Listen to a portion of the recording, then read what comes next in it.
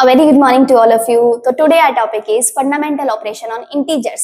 तो हमें पता है हम अपनी डेली लाइफ में 4 बेसिक ऑपरेशन से डील करते हैं, that is addition, subtraction, multiplication and division. हमें इनको परफॉर्म करना है कहाँ पर?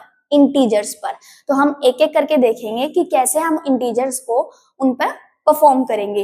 तो जैसे हमें पता है हमारी कुछ प्रॉपर्टीज हैं जिनसे हम डील करते हैं, क्लोजर, एसोसिएटिव, कम्यूटेटिव. तो सबसे पहले हम एक एक करके देखेंगे. क्लोजर प्रॉपर्टीज देखेंगे सबकी, एडिशन की भी, सब्ट्रैक्शन की भी, मल्टीप्लिकेशन की भी और डिवीजन की भी. क्लोजर का मतलब क्या होता है? क्लोजर का मतलब ये है, क्लोजर प्रॉपर्टी जो है वो किस पे बेस्ड है? सेट्स पे और ऑपरेशंस पे. सेट्स में आगे आपको डिटेल में डिस्कस करूंगी जब इसका चैप्टर आएगा. सेट्स में क्या होते हैं? कुछ नंबर ऑफ एलिमेंट्स होते हैं. जैसे मैंने यहाँ आपको दिखाया है कि ये करली ब्रेसेस में क्या होते हैं? क्लोज्ड होते हैं. अब इसमें क्या होते हैं? हम डिफरेंट नंबर ऑफ एलिमेंट्स लिखते हैं और किस पे बेस्ड होते हैं? अब इंटीजर्स हम कर रहे हैं और इसमें हम किससे डील करेंगे? ऑपरेशन से. ऑपरेशंस मैंने अभी आपको बताया, एडिशन, सब्ट्रैक्शन, मल्टीप्लिकेशन, डिवीजन, इनसे ही डील करते हैं हम. तो अगर मैं क्लोजर प्रॉपर्टी को डिस्कस करूंगी फंडामेंटल ऑपरेशंस में, तो हम ये देखेंगे कि क्लोजर प्रॉपर्टी का मतलब क्या है कि अगर मैं चाहे दो इंटीजर सपोज मैंने ले लिए, जैसे मैंने यहाँ लिखा हुआ है नीचे कि अगर सपोज मैंने दो इंटीजर को ऐड किया तो जो आपका रिजल्ट आएगा ना, ये जो रिजल्ट आ रहा है वो इस सेट से बिलोंग करना चाहिए. -3 सेट से बिलोंग कर रहा है, ऑफकोर्स कर रहा है, ये अप टू सोन लिखा हुआ है, तो यानी कि -3 सेट से बिलोंग करेगा. यानी कि ये क्या है? एक इंटीजर. और अगर मैं कहूं मैंने ए में से बी को सब्ट्रैक्ट किया तो यहाँ पे मेरा क्या आंसर आया? 3.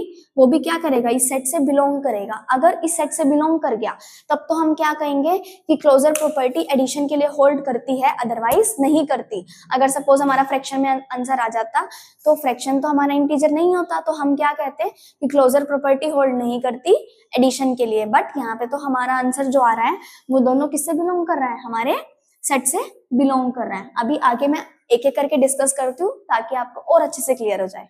सबसे पहले हम एडिशन का देख लेते हैं कि अगर हम दो इंटीजर को ऐड करेंगे क्या हमारा आंसर एक इंटीजर ही आएगा? सपोज मैंने एक इंटीजर ले लिया 3, सेकंड इंटीजर ले लिया मैंने 5, तो 5 + 3 is 8. Yes ma'am, it is an integer. तो क्लोजर प्रॉपर्टी यानी कि एडिशन में तो आपकी होल्ड हो गई. तो अब एक एग्जाम्पल और लेके देख लीजिए. ये भी एक इंटीजर है -3 और इसमें आपने करके देखा, ऐड क्या कर दिया हमने? +5. तो 5 में से 3 गए, कितना आ गया आपके पास? 2. It is also an integer. ऐसे ही आप सब्ट्रैक्शन के केस में भी करके देख लोगे कि आपका आंसर इंटीजर आ रहा है या नहीं. सपोज मैंने कोई भी एक इंटीजर ले लिया 2, नेगेटिव में मैंने ले लिया 7. तो क्या इसको सॉल्व करके नेगेटिव नेगेटिव, मैंने आपको बताया था कि दो अगर आप सेम साइन को मल्टीप्लाई करते हो, चाहे नेगेटिव हो चाहे पॉजिटिव हो, आंसर क्या आता है आपका? पॉजिटिव. तो यहाँ पे किसका साइन आएगा? एडिशन का. 7 + 2 9. It is also an integer. ऐसे ही आप मल्टीप्लिकेशन के केस में भी एग्जाम्पल लेके देख लोगे. कोई भी एग्जाम्पल ले सकते हो आप, क्योंकि हमने क्या लिखा है कि हम कोई भी इंटीजर ले सकते हैं. तो हमने 2 × 3 किया तब भी हमारा रिजल्ट क्या आया? 6. और अगर हमने -3 × 5 किया तब हमारा आंसर आया, वो भी क्या है? एक इंटीजर है. और अब ऐसे ही हम डिवीज़न का करके देख लेंगे. डिवीज़न के केस में भी हमने क्या ले लिया? एग्जाम्पल ले लिया. 4 को अगर हमने 2 से डिवाइड किया तो हमारा आंसर क्या आएगा? 2. क्या ये एक इंटीजर है? यस मैम, बिल्कुल. एक एग्जाम्पल और लेके देख लेते हैं हम. सपोज मैंने एग्जाम्पल लिया 5 / 4. It is an integer? No ma'am, it is not an integer. तो ये इंटीजर से बिलोंग नहीं करता. तो हम क्या कहेंगे कि डिवीज़न के केस में क्लोजर प्रॉपर्टी होल्ड नहीं करती. तो यानी कि सब में तो हमारी क्लोजर प्रॉपर्टी होल्ड हो गई, एडिशन में भी होल्ड हो गई, सब्ट्रैक्शन में भी होल्ड हो गई और मल्टीप्लिकेशन में भी होल्ड हो गई, बट डिवीज़न में होल्ड नहीं हुई. नेक्स्ट हमारी प्रॉपर्टी है कम्यूटेटिव प्रॉपर्टी. अब कम्यूटेटिव प्रॉपर्टी देख लेते हैं एक बार. सेकेंड हमारी प्रॉपर्टी है कम्यूटेटिव प्रॉपर्टी, जिसको आप बोल सकते हो शिफ्ट या फिर स्विच, और हिंदी में हम कहेंगे बदलना. जैसे कि ए अगर स्टार्टिंग में है, इसमें बता देती हूँ, देखिए जैसे कि ए एडिशन बी, देन हम क्या करेंगे? बी फर्स्ट में ले लेंगे. पहले हमने यहाँ ए फर्स्ट में लिया, देन उसके बाद हम क्या करेंगे? बी फर्स्ट में ले लिया, ए क्या ले लिया? सेकंड में. तो हम ये देखेंगे, चारों प्रॉपर्टीज एक साथ देख लेते हैं ताकि इससे और अच्छे से क्लियर हो जाए।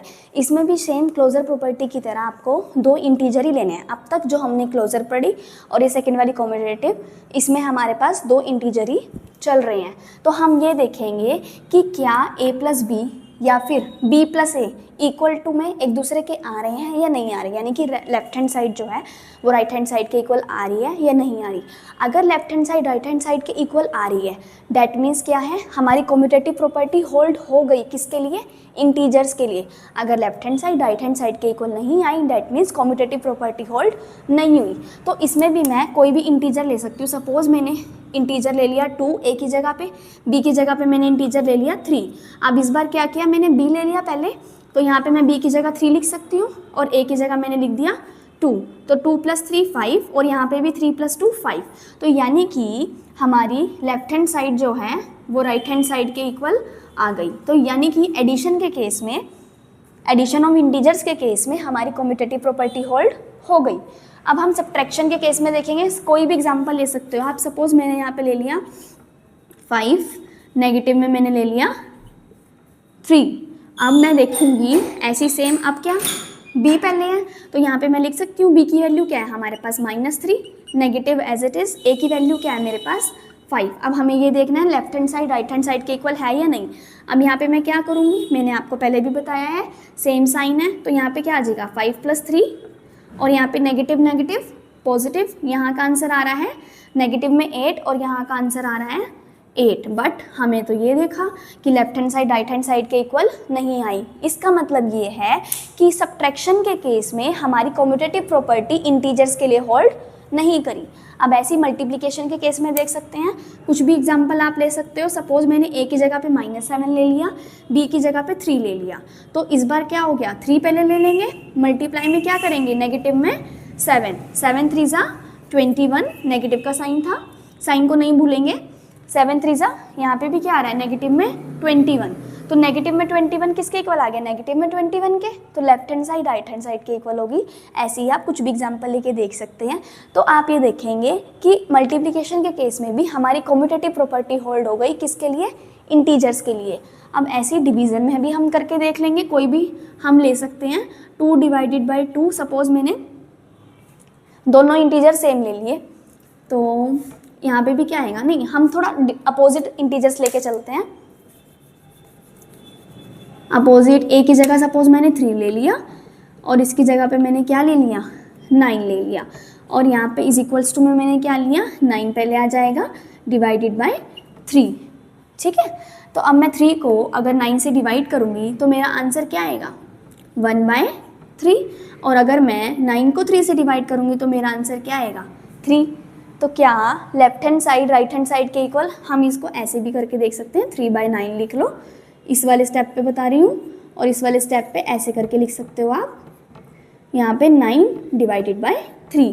तो हमें पता है 3 1 ज़ा 3, 3 3 ज़ा 9, 3 1 ज़ा 3, 3 3 ज़ा 9। हमने डिवाइड करके देख लिया। तो इधर इस साइड हमारे लेफ्ट हैंड साइड क्या आ रहा है, 1/3, और राइट हैंड साइड क्या आ रहा है हमारा 3। तो हमने देखा कि डिवीज़न के केस में हमारा रिजल्ट जो है वो तो होल्ड ही नहीं हुआ, left hand side right hand side के इक्वल नहीं आई। आप और भी एग्जांपल्स लेके देखोगे तो कई केस में क्या होगा, आपका लेफ्ट हैंड साइड और राइट हैंड साइड इक्वल हो जाएगा। मैं बात कर रही हूँ डिवीज़न की। बट कुछ केस में आपका ऐसा होगा कि ये होल्ड नहीं करेगा। तो डिवीज़न के लिए ज़रूरी नहीं है लेफ्ट हैंड साइड और राइट हैंड साइड इक्वल हो जाए, हो भी सकती है और नहीं भी। तो हम ये कहेंगे कि जो कम्यूटेटिव प्रॉपर्टी है वो डिवीज़न के लिए होल्ड नहीं करेगी, क्योंकि हर बार left hand side right hand side के इक्वल नहीं आएगी। आई होप आपको ये 2 प्रॉपर्टीज़ क्लियर हुई, क्लोजर प्रॉपर्टी और कम्यूटेटिव प्रॉपर्टी। नेक्स्ट की जो प्रॉपर्टीज़ है वो हम नेक्स्ट वीडियोज़ में डिस्कस करेंगे। Thank you so much.